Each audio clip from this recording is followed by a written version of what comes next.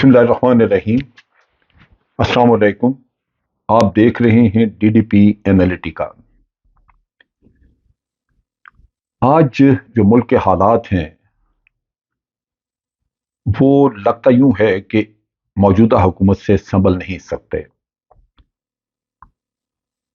हालात इतने खराब हैं कि अगर उनका सही मानों में तज्जिया किया जाए तो यूं लगता है कि रियासत नाकाम हो चुकी है। अक्सर लोग जो इकोनॉमिस्ट हैं वो कहते हैं कि प्रैक्टिकली हम डिफॉल्ट कर चुके हैं। हमारे सियासतदान वो अपोजिशन में हों या हुकूमत में, वो अपने मदारीपन से पास नहीं आ रहे और अपने अपनी चालें चलने में मसरूफ हैं, जबकि मुल्क के हालात दिन ब दिन खराब होते जा रहे हैं। गिरफ्तारियों पे गिरफ्तारी, धड़ाधड़ गिरफ्तारियां हो रही हैं, कोई पूछने वाला नहीं। इल्जामात झूठ लगाए जाएं, सच हो, कुछ भी हो, फौरी तौर पे इंडिविजुअल उठा लिया जाता है। लेकिन वैसे ही इल्जामात अगर पीडीएम की तरफ से कोई लगाए तो उसके लिए जिंदगी बहुत आसान है, वो बिल्कुल जो जी चाहे कह सकता है। नतीजा ये कि एक बेइंसाफी का समा मौजूद है। इसमें हम कहां खड़े हैं, ये कोई बहुत ज्यादा इसके लिए मेहनत और बहुत ज्यादा कोई रिसर्च करने की जरूरत नहीं है, हमें नजर आता है। आपका पॉलिटिकल सिस्टम मुकम्मल तौर पे कोलैप्स हो चुका है। आपके मुल्क में दो बड़ी प्रोविंशियल असेंबलीज मौजूद नहीं है। इसी तरह आपकी नेशनल असेंबली जो है वो बड़ी थिन किस्म की मेजॉरिटी और मुल्क की सबसे बड़ी पॉलिटिकल पार्टी के बगैर चल रही है। क्या ये असेंबली कोई कानून पास कर सकती है, कोई फैसला कर सकती है? अगर आइन में कोई तरमीम करनी हो तो इस असेंबली के पास वो नंबर्स ही नहीं है कि वो ये काम कर सके। लेकिन क्या करें, इस मफलूज और बेकार पॉलिटिकल सिस्टम को हर आदमी जो जिसकी नीयत अपनी साफ नहीं, वो इसको तवालत देना चाहता है, दवाम देना चाहता है, क्योंकि इलेक्शन उनके मुफाद में नहीं है। लगता है कि इलेक्शन हुए तो इक़्तिदार हाथ से निकल जाएगा। दूसरी तरफ जुडिशियल सिस्टम है, वो बिल्कुल आप कह लीजिए कि मफलूज हो चुका है। बेशुमार केसेस पड़े हैं अदालतों में। सुप्रीम कोर्ट के अंदर अपने अंदर एक डिवीजन नजर आती है, दूसरी अदालतों में भी डिवीजन नजर आती है, और पॉलिटिकल पार्टीज कोशिश करती हैं कि उनके पसंदीदा जजेस जो हैं वो केसेस सुने। फिर जस्टिस शौकत सिद्दीकी आज भी कहता है कि उनके ऊपर प्रेशर्स आते थे, बेंच बनाए जाते थे अपनी मर्जी के। ये चीजें जाहिर करती हैं कि जुडिशियल सिस्टम मुकम्मल तौर पे कंप्रोमाइज्ड है। और इकोनॉमी का हाल तो आपसे छुपा हुआ नहीं है। इस वक्त सूरत हाल ये है कि हमारे कारें बनाने वाले, ट्रक बनाने वाले प्लांट आहिस्ता आहिस्ता बंद होते जा रहे हैं। अगर आप ये कहें कि हमारा करंट अकाउंट डेफिसिट कम हो गया है, तो आपको यह भी देखना होगा कि मुल्क में कितनी इंडस्ट्री बंद हो चुकी है, क्योंकि आप इंपोर्ट्स नहीं कर रहे, एलसीज नहीं खुल रही लोगों की। इकोनॉमी को संभाला देने की बजाय इकोनॉमी तबाही के दहाने पे खड़ी है। बेरोजगारी बढ़ चुकी है, महंगाई आसमान को छू रही है। बेरोजगारी का आलम यह है कि टेक्सटाइल इंडस्ट्री बंद होने से लाखों मजदूर बेकार हो चुका है। मैं ये बातें इसलिए नहीं कर रहा कि मैं कोई मायूसी फैलाना चाहता हूं, मैं तो ये बातें इसलिए कर रहा हूं कि खुदारा इस तरफ तवज्जो दे।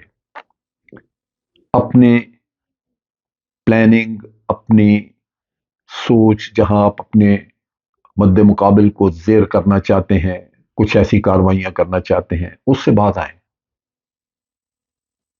यहां कुछ करने की जरूरत है।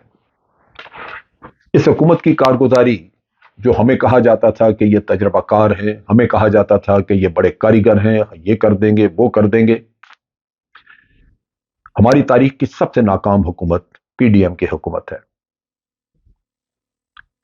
یہی وہ حکومت ہے جو تنقید کیا کرتی تھی عمران خان کے پر کہ یہ ناڑی ہیں ان کو پتہ نہیں. آج تجربہ کار لوگوں نے ہمیں ڈبو کے رکھ دیا. اب آپ دیکھیے کتنے پاپڑ بیلے لیکن ابھی تک آئی ایم ایف کے ساتھ کوئی بھی معاہدہ طے نہیں پا سکا. سٹاف لیول کا معاہدہ بھی طے نہیں ہو سکا. اور اس کی چند ایک وجوہات ہیں. پہلی بات یہ ہے کہ اسحاق ڈار صاحب جو کہ پہلے فجنگ وغیرہ کرتے رہے ہوئے ہیں, ان کو جرمانہ بھی ہوا تھا. غالباً آئی ایم ایف ان کے اوپر پوری طرح اعتماد نہیں کرتا. کچھ فنڈز کی اویلیبلٹی کا مسئلہ ہے جو کہ مقرر کیا ہے کہ وہ فیڈرل لیول پہ اتنے فنڈز اویلیبل ہونے چاہیے ہر وقت حکومت کے پاس, لیکن حکومت اس میں پوری طرح کامیاب نہیں ہوئی, کیونکہ جب آپ اکانومی کو رواں نہیں رکھتے تو آپ کامیاب کیسے ہو سکتے ہیں؟ آپ کی ایکسپورٹ بڑھے, آپ کی انڈسٹری چلے, ایکسپورٹ بڑھے, آپ کو کچھ فنڈز آئے, آپ کے پاس فورن ایکسچینج آئے, لیکن وہ نہیں. اب حکومت نے ایک اور کام کیا جس کو فوراً آئی ایم ایف نے پکڑا, اور وہ کام ہے کہ آپ نے پیٹرول کے اوپر سبسڈی دی. پہلے ہی کچھ نکات ایسے ہیں جس کے اوپر آئی ایم ایف کے ساتھ اختلاف ہے, وہ بات کرنا چاہتے ہیں, لیکن یہ سبسڈی دے دی گئی.